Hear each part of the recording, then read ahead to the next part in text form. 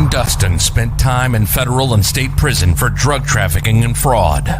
Upon release in 2006, he had nothing but the clothes on his back, a bag of mail, and legal paperwork. In 2010, he kicked a long-time methamphetamine habit and started the long climb back up the ladder of life. This is the Nowhere to Go But Up podcast. If you want transparency and authenticity, you're in the right place. This is the Nowhere to Go But Up podcast, and this is Sean Dustin.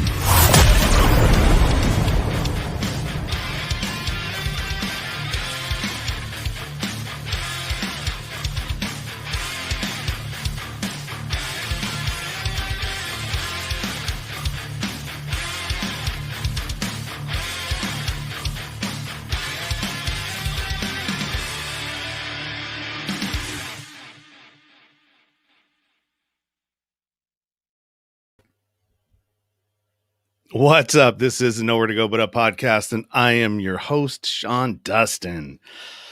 Happy Friday, everybody. If it is your Friday, or if it's Friday in the country that you're in, got through another week. Thank goodness.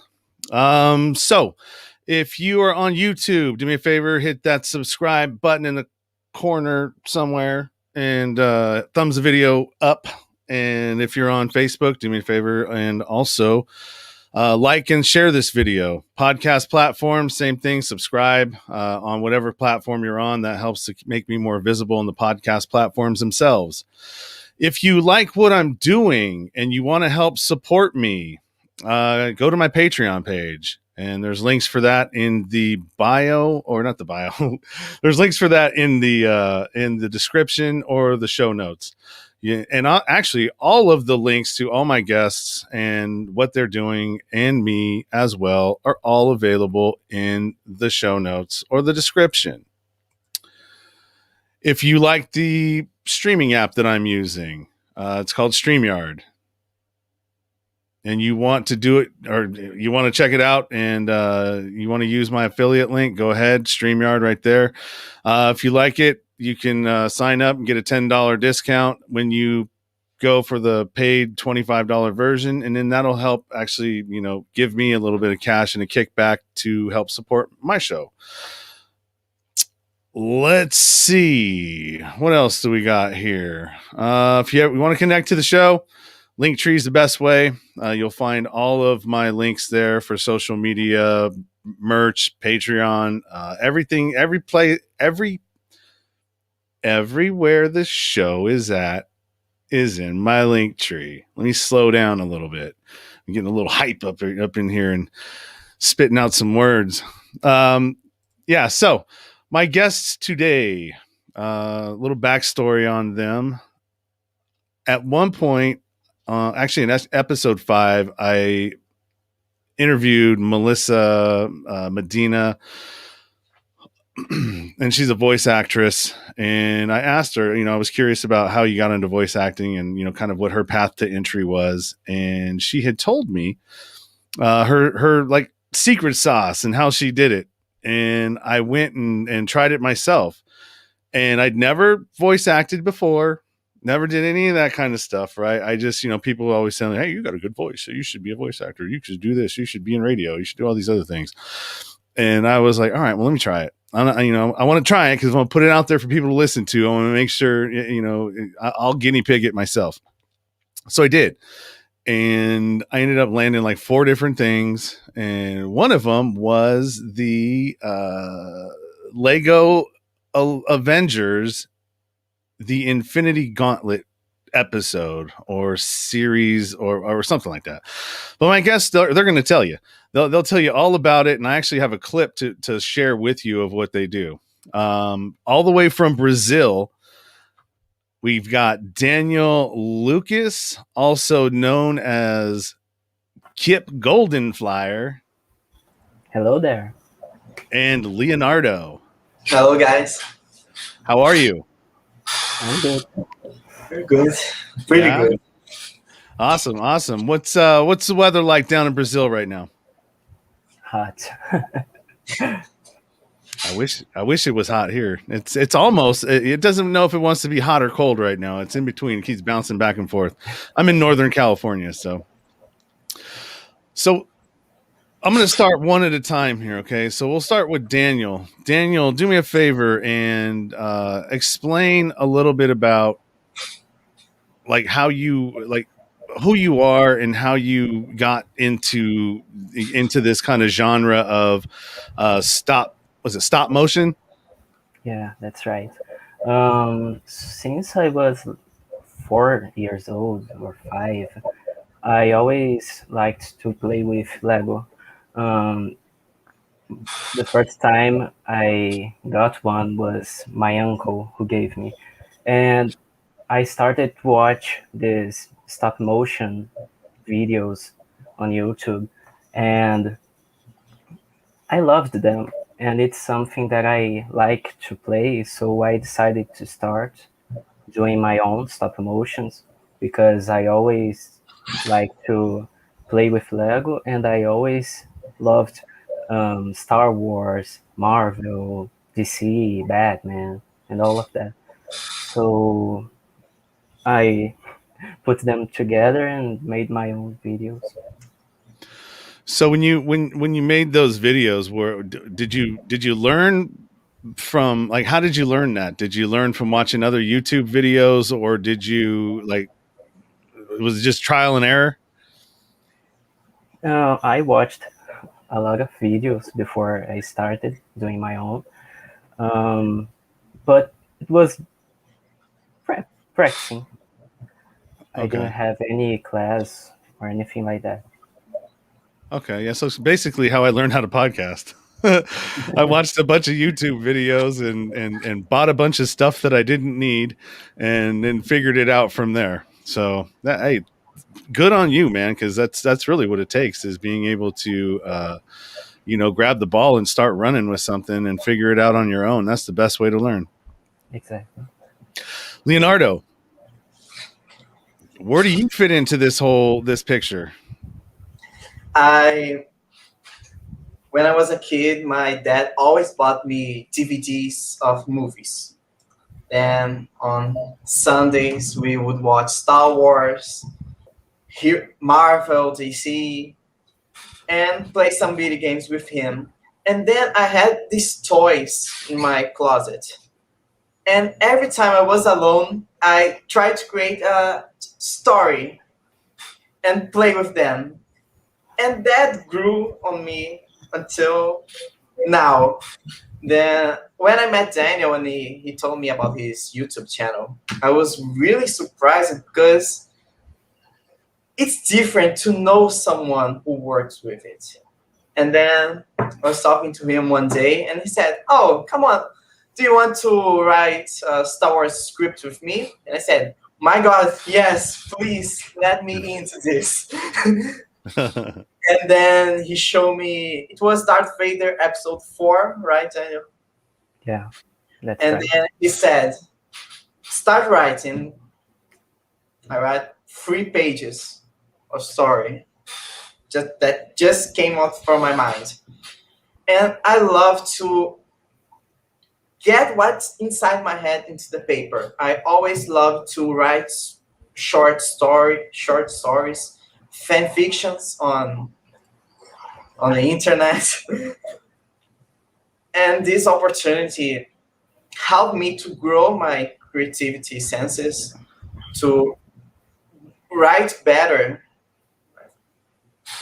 I love to upgrade my techniques always. And I'm really enjoying being a part of this. It's an honor to work as one of the writers. I can't thank enough for this. It's amazing. Awesome. That's great, man. I think that it was really interesting to me when I saw the finished product, because it was about a year, right? It took you to finally, get the whole thing done and finished. And I actually forgot about it. I forgot that I even did it. And I got the email. I was sitting there with my girlfriend, and I'm like, "Hey, look at that." Well, I didn't say anything to her first, but I'm like, I'm watching it, and I'm hearing myself, and she's like, "Is that you?" And I'm like, "Yeah." And she's like, "What is that? What are you doing?"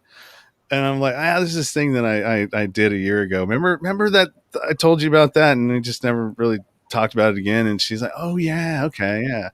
So I'm gonna go ahead and play this clip. We've got one viewer right now, and stay tuned and watch this clip because it's really interesting how they do it.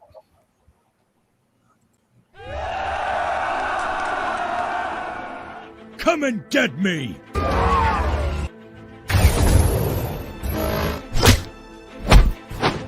Are these the best the universe could send against me? Such a puny force. Peter! You're welcome. Now let's go defeat Thanos.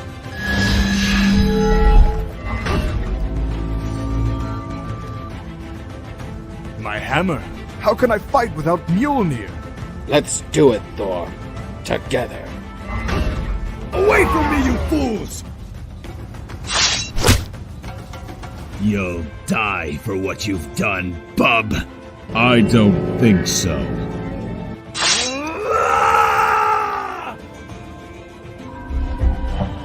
Hit him with everything you've got! Wanda! Scott! Strange. Can you retrieve my hammer?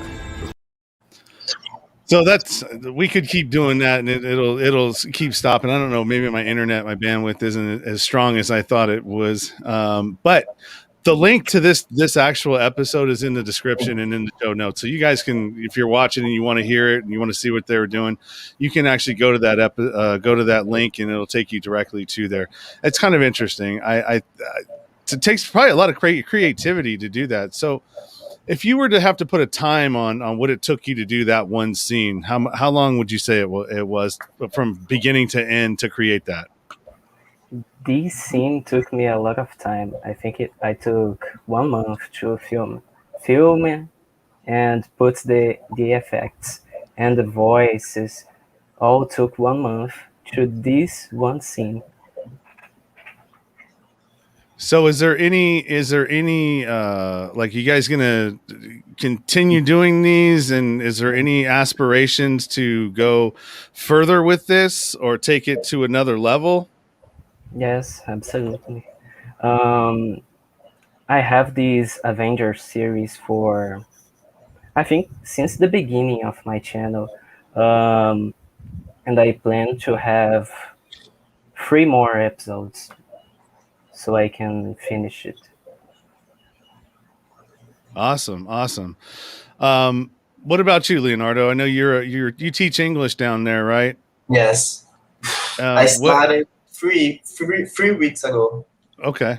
Is it a virtual thing where you're doing it from your computer, or is you actually in person? Both. Okay. I go to the course, and then I have some students that are here with me, and another group that's online, and I have to teach both ways. It's crazy at the beginning, but then I got the hang of the thing. Well, that's good.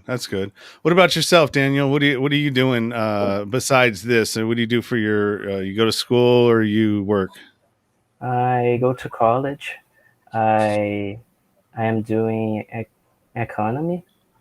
Okay. And it's online for now. Yeah, that's what I want to ask you. What effect did the pandemic have on Brazil? Like, and where exactly are you in Brazil? Because Brazil is a pretty big country. We are in Rio de Janeiro. Okay. Virginia. Well, that's the spot then, right? I mean, that's yes. if you're gonna be in Brazil, that's where you want to be. Yeah. I'm it's jealous, the main man. attraction in Brazil. And it's the one that has the big statue like this overlooking everything, right? Yes. How cool is that to look up and see? Oh, it's really cool. Yeah. It's amazing because everything seems so small when you're up there. Uh-huh. It's a amazing view of the state of Rio. It's you have to visit one day. I would love to, man. I definitely would love to. What so what was the pandemic like there for you? I mean, did you guys did it affect you a lot, or did you not see a whole, or did it affect you because you were having to lock down and be indoors and all that, or was it affecting you because you actually saw devastation from it? People were dying and being stacked up. You saw the pictures in the news media all around, where some places they were stacking bodies and, from people that had passed away from it. So for you guys, did you experience any of that, or was it just kind of like you heard about it but didn't really see it? I didn't see because I am part of the group of risk. Okay. But I have relatives who died because of it. Okay. I lost my grandmother at this period, but I couldn't go to her funeral because of the pandemic. Mm-hmm. And all my college online, so it affected a lot to me. All right. Well, I'm sorry for your loss, man. That's tough. What about you, Leonardo? Well, it's pretty crazy because when you see on the television the deaths, the devastation that other countries are having, you don't imagine that this will happen to your country. And when the pandemic started in Brazil, I was in denial. I thought that this was going to be quick and would pass like this. But then the death rate started growing. Some decisions of our government were not so right. And I lost some friends because of COVID from the college. And I never thought that I would live that situation. When you read in the books, it seems so distant of reality. And now it's on our doorstep. It's my college went full online, and I personally don't like online because Me too. I don't pay attention well, but I'm trying. And I'm literally at home for 1 year and some months. I don't go out because I'm in group of risk too. Then I miss going to movie theaters, to meeting my friends, to get going with my parents, the beach, and it changed our lives a lot. You really start thinking about yourself, about what you are doing. It's overwhelming, for so to say. Yeah, I can imagine. I know how that felt. Same thing. I stayed inside for a while.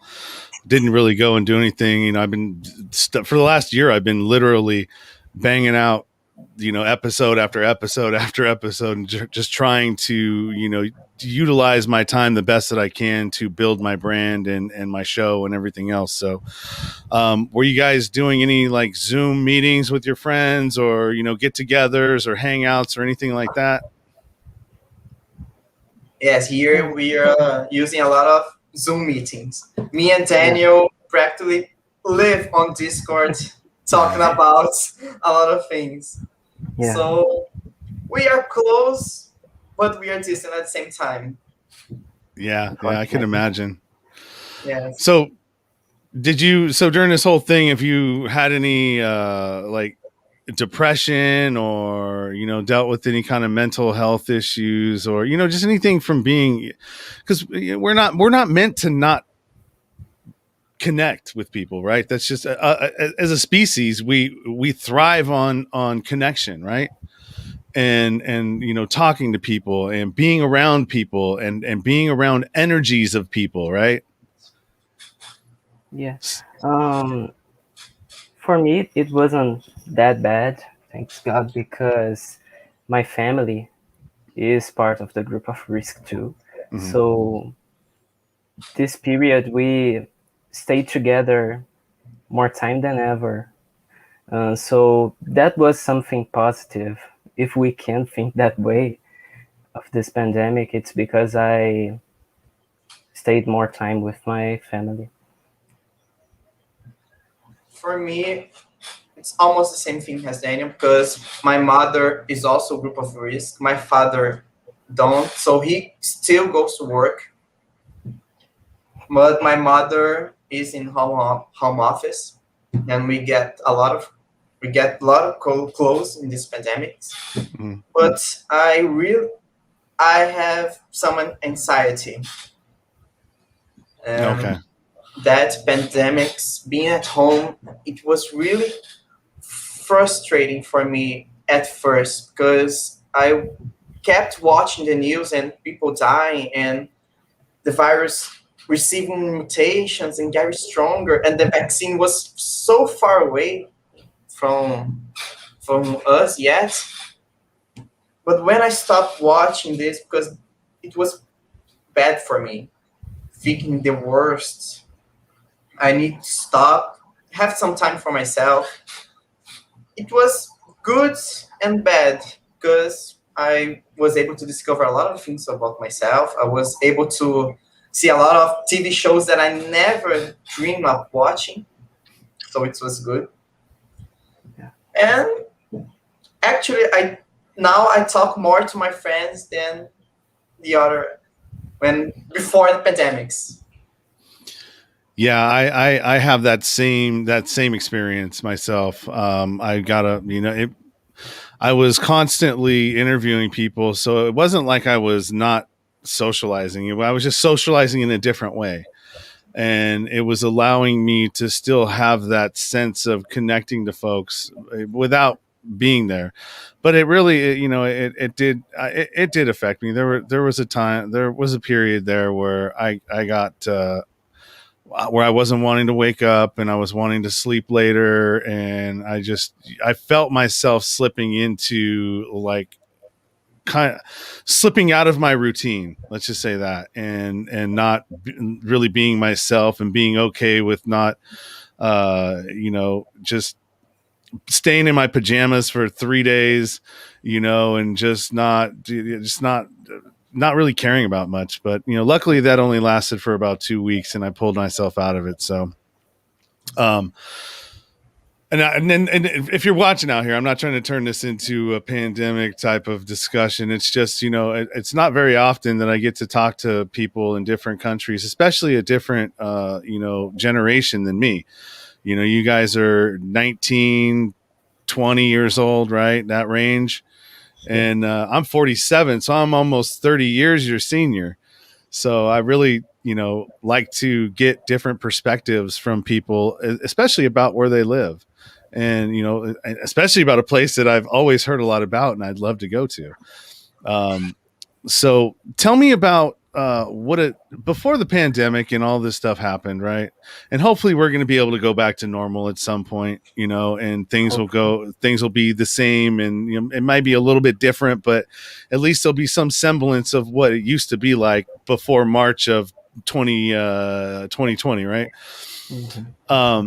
What was a day in the life of a young adult going to school, playing soccer? I imagine you guys play soccer. I used to. You used to? Yes. Yeah. I'm horrible at soccer. Are you soccer fans? Do you watch it or? Yes. Okay. I watch it. I'm not that fan, but I like it. I like soccer. That's your state sport, right? Or national sport? Mm-hmm. Okay. So what's a day in the life of a young adult in Brazil pre-COVID? For me, it was really crazy because I started going to college like 1 month before the pandemic, and I was going there by public transport, and unfortunately here they are not good. They have a really bad service. So it's really crazy because of this bad quality of transport. So you've never really actually had a chance to experience what going to college is like. No. Oh man, that's so tough. Yeah. Especially when you get out of high school, man, that's what you look forward to. You go to college, you want to socialize, Exactly. you want to, meet girls, you want to, all that stuff that goes along with it, right? Yes. Yeah. Exactly. What about you, Leonardo? I had 2 years of college before the pandemic. I started, yeah. So I got the socialize being, meet new persons. I haven't met any girl, unfortunately, but it was a great experience. And then the pandemic started, but my daily routine was wake up, get the public transport, go to college, and then get the public transport again to return to home. And you meet a lot of different people in the public transport. That is a wonderful experience of Rio de Janeiro. You can get in the bus, and the next second you're talking to a grandma about their children, their family, and you're so into the other life. We are very receptive with persons here. Then we can start a friendship out of nothing. So that I really miss that. Yeah, that's what that was gonna be my next question. Is it like, because when you're not from another country, we get our news view of what that place is like, or maybe somebody had gone there and you'd ask questions, but when you're not from there, you don't really know really about it. So is your culture like really inviting, when you've got foreigners that are coming down? Let's say I'm an American, I'm coming down there to visit as a tourist. Is it a safe place to go, or is it like anywhere else? No, where'd he go? Is it like anywhere else where you there are certain places that you stay away from, and there's certain places that are good to go to? Yeah. Here, there are places that you shouldn't go because they are really dangerous. But you coming here, the people are really receptive. They respect you. Most of them are kind to foreign.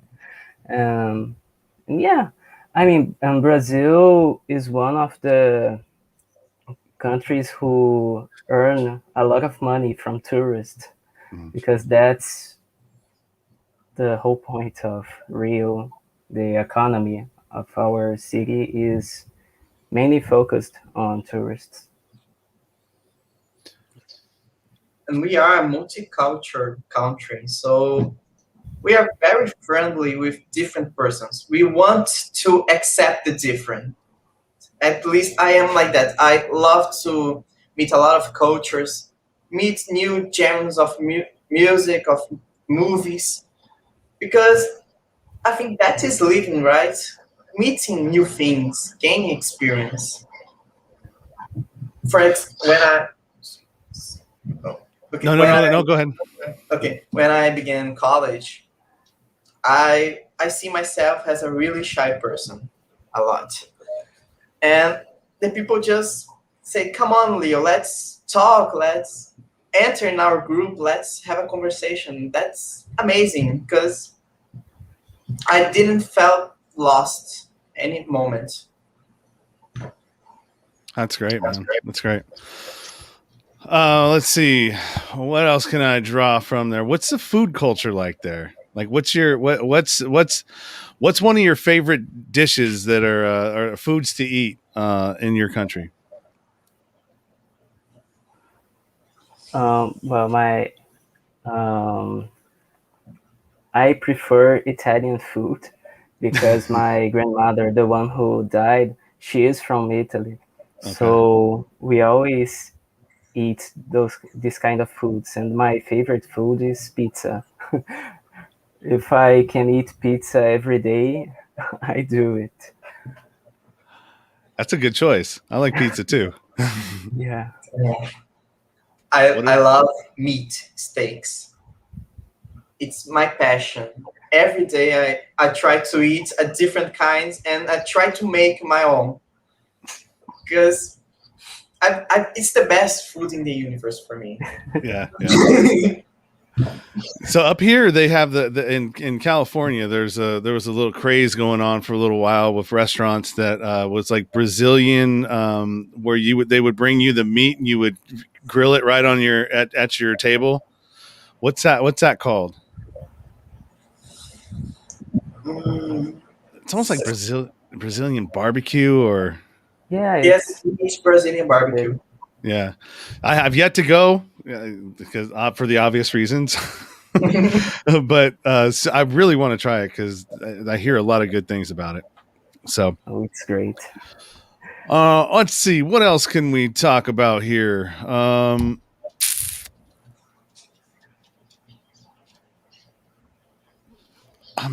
think I'm. Oh, there's my dog coming to say hello. Hey, buddy, what's up?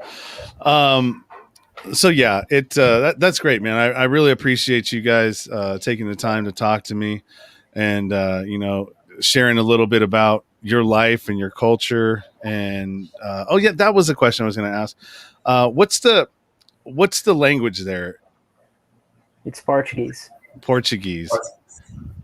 So Portuguese is kind of like a mashup of Spanish and something else, or I mean, I remember that it has it almost has some Spanish words in it, but when you hear somebody talk, it doesn't sound like that though.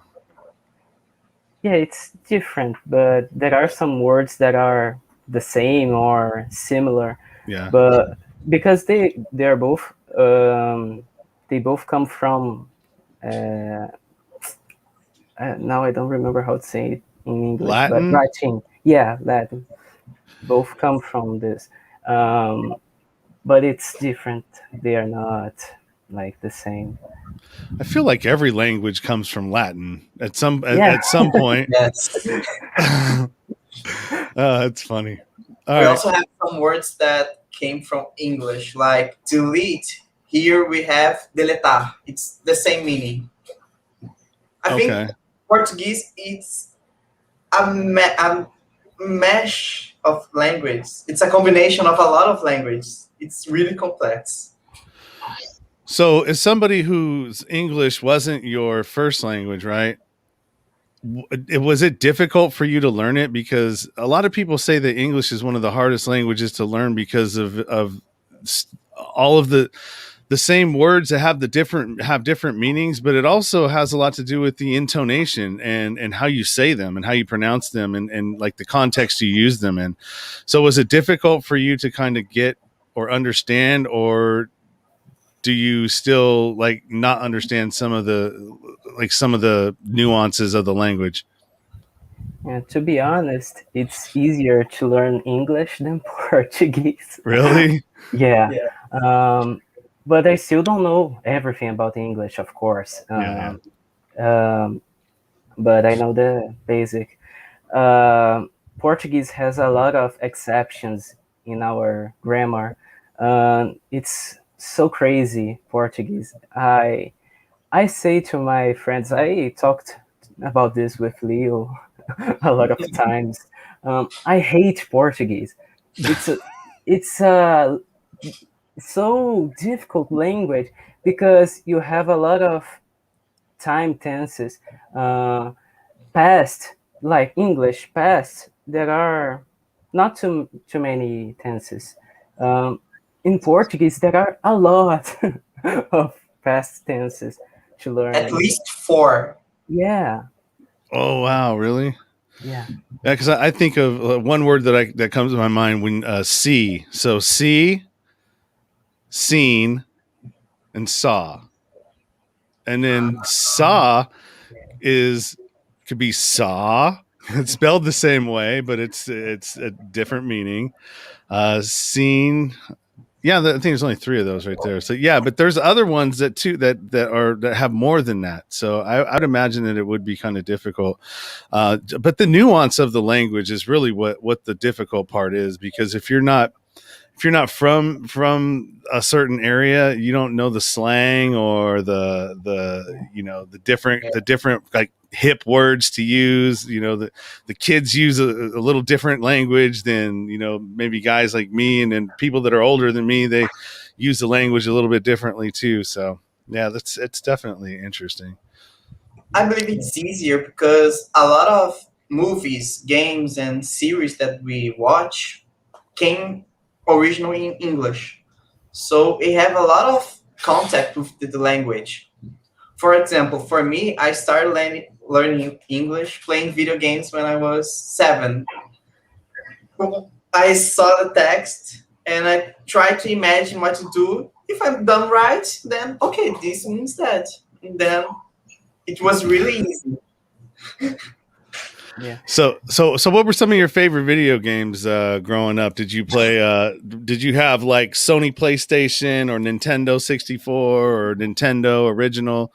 Like what was your jam? Mine was PlayStation 2.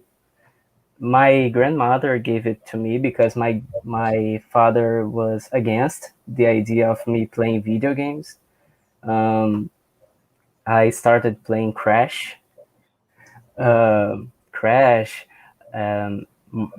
I went to play Marvel Ultimate Alliance, Star Wars Force Unleashed, and I grew up playing those games, and I still enjoy playing them on my computer because they are still available to play here.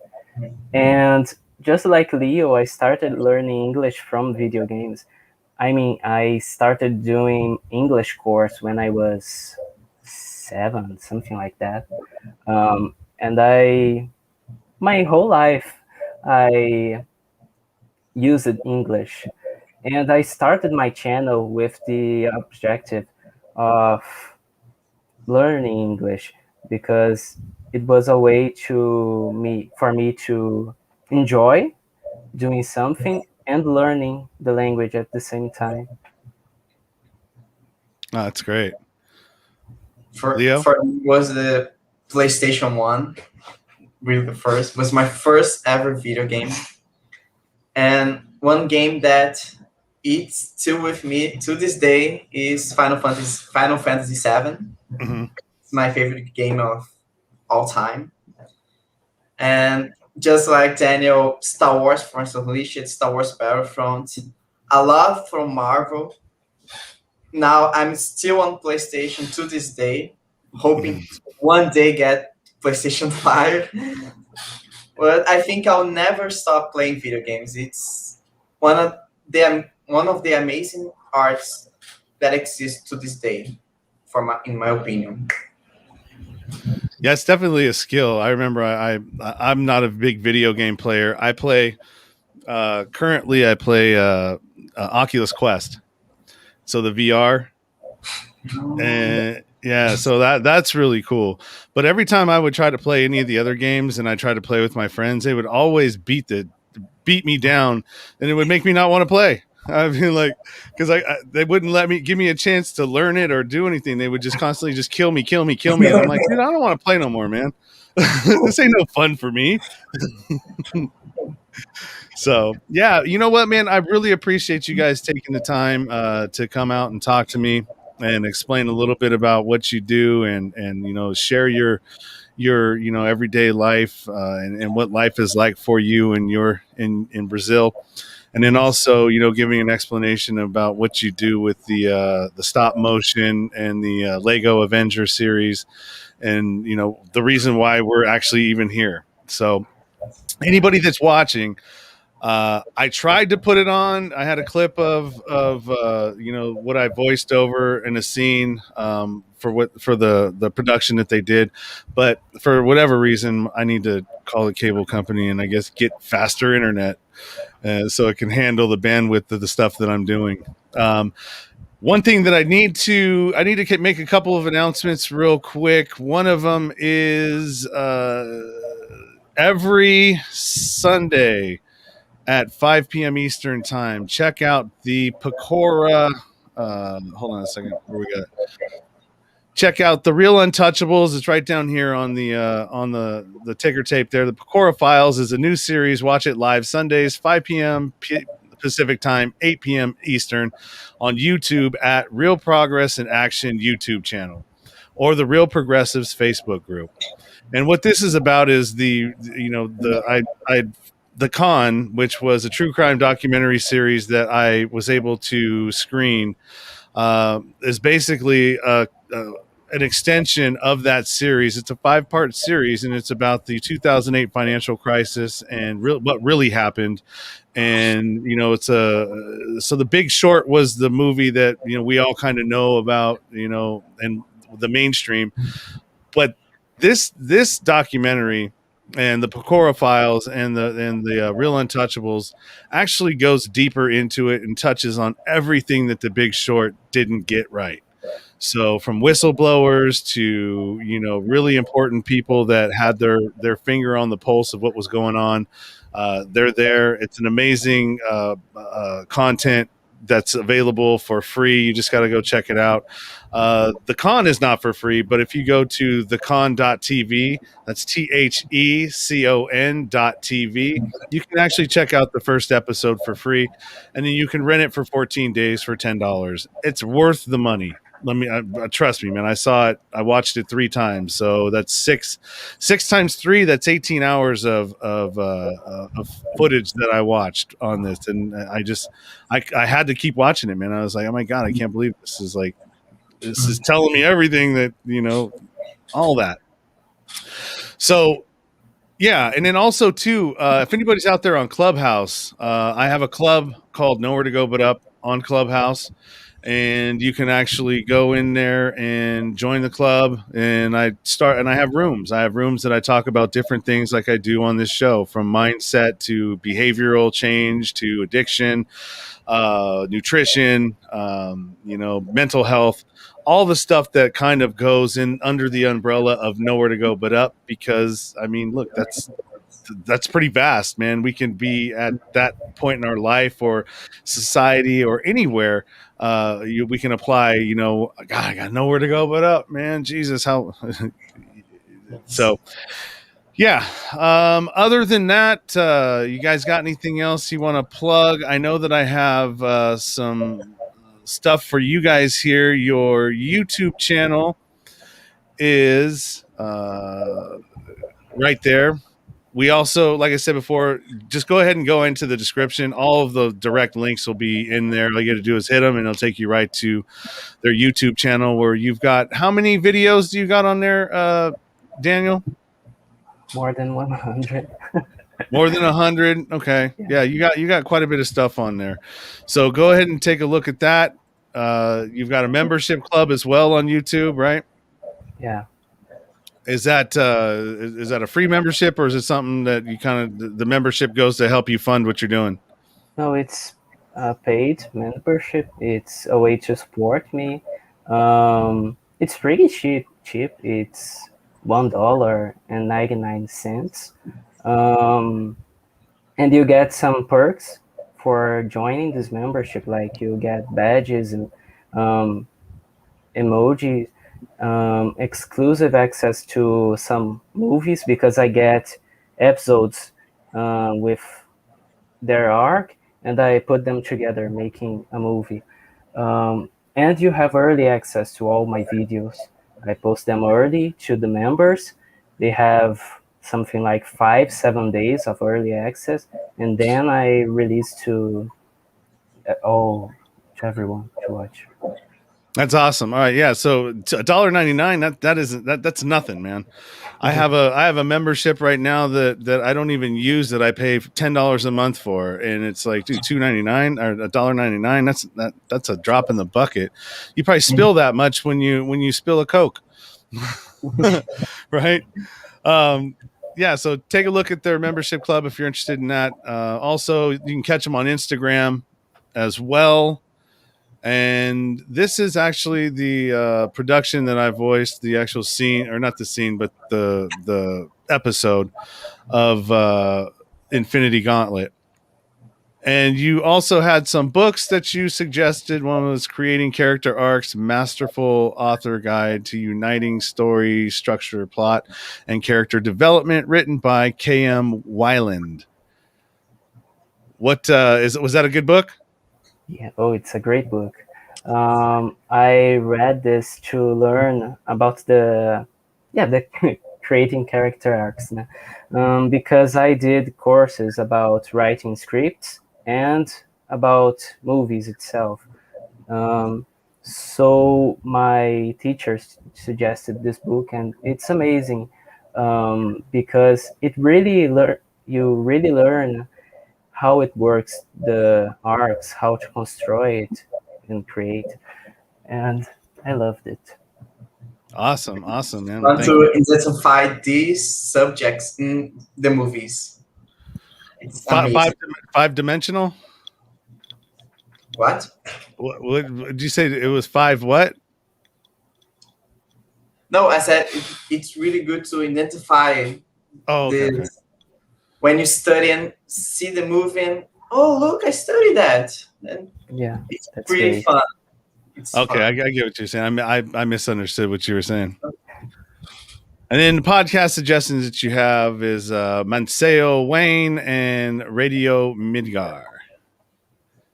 And those are podcasts, and we talked a little bit about those as well. So, yeah, like I said, I appreciate everything. We're going to wrap this up here. I hope to see more from you in the future, both of you. And feel free to reach out to me and let me know if you want me to help you promote anything. I'll shoot it up and, my stuff. I like what you're doing. You're doing something positive. You're keeping yourself busy. You're creative. I think it's amazing, man. I think it's great. Yeah, I wanted to thank you for this opportunity. It was my pleasure to be here. And yeah, there are a lot of videos coming out soon. Like when we finish here, I am going to film. It's right over there. And I am filming my Batman series, season 2, episode 5. It will be something huge. And yeah, thanks for having me here. Well, thank you. Thanks. It was an amazing experience. In fact, my first podcast that I participate.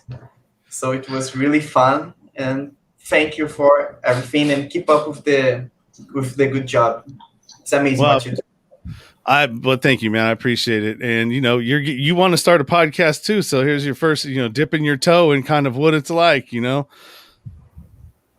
Hopefully it was a good experience for you, and hopefully it won't be your last one. Hopefully you do plenty more down the road. So go ahead and hang out after this, and I'm gonna talk to you once we take this out, intro or outro, whatever you want to call it. Okay. And for everybody else out there that's been watching this evening, thank you. I appreciate you stopping by. Like I said before, if you want to help support me and what I'm doing, feel free to hit the go over to Patreon. It's in the episode description. Jesus, I can't talk tonight. You'd think I drank something, but I don't drink. The episode description, and check out what I'm doing. I've got 5 different tiers over there, and they're really affordable, from $1, $3, $5, and $10. And you get a lot of value over there, and honestly, for the $3 tier, you get early access for episodes that are unedited, and the only thing I really do to them is I take them from when I get them. I do a little bit of audio leveling, so it sounds good, and then I just put it over there. I don't cut anything out, so that's a great value there if you don't want to listen to me fumbling around doing this in the audio version. So until next time, I have another one scheduled next week. I've got maybe 3 of them on the schedule for next week, so wait for that. You'll see them. When I schedule them, they show up on Facebook anyway. So until next time, you guys have a good evening and a great weekend. You've been listening to the Nowhere to Go But Up podcast. Sean is a single dad, a union blue-collar guy, and he spent time in federal and state prison for drug trafficking and fraud. When he was released from prison in 2006, all he had was the clothes on his back, a bag of mail, and some paperwork. Since then, he's turned his life around and shares the struggles and successes on this podcast. We hope you enjoyed the show, and we hope you were moved. To connect to the show, book a guest spot. For merch, Patreon, PayPal, and social media links, go to linktr.ee/nowhere to go but up. On Instagram at Nowhere to Go But Up Now. On Twitter at But Up Now. On the YouTube channel at Nowhere to Go But Up Podcast. See you next time.